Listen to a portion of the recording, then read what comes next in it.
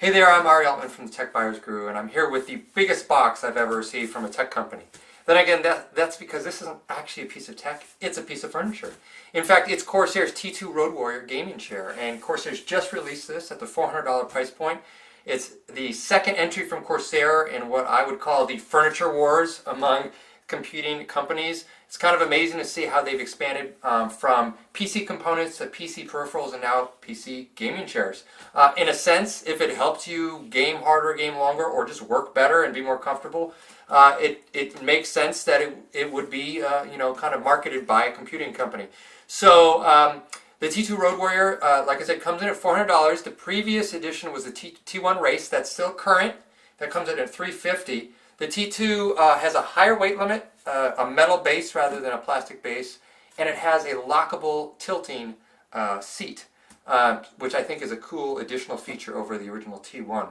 It's a little less bolstered and a little bit wider, so it's really designed for long-term comfort rather than having kind of the racy feel of the T1 Race, the original version. So we'll see how it works. I'll be comparing it to a couple of desk chairs that I've tried in the past, and we'll see if it makes sense to get a piece of furniture from Corsair. Stay tuned. I'll be giving you the full rundown in just a moment.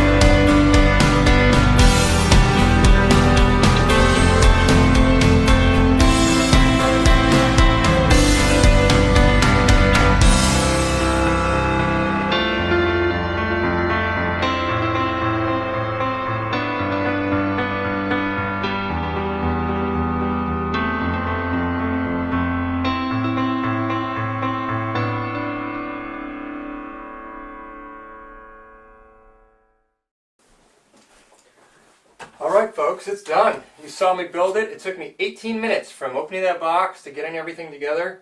And first impressions are, well, it looks great.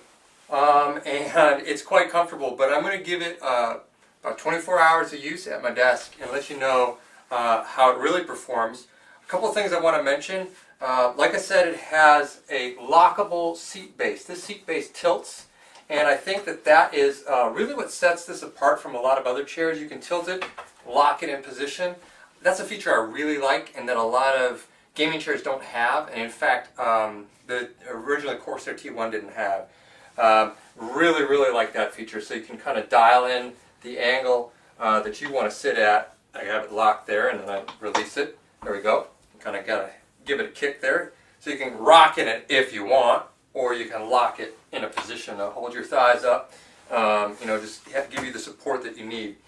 These are, I guess, what they call 3D armrests. You can move them forward from side to side a little bit. Motion's a little bit constrained there.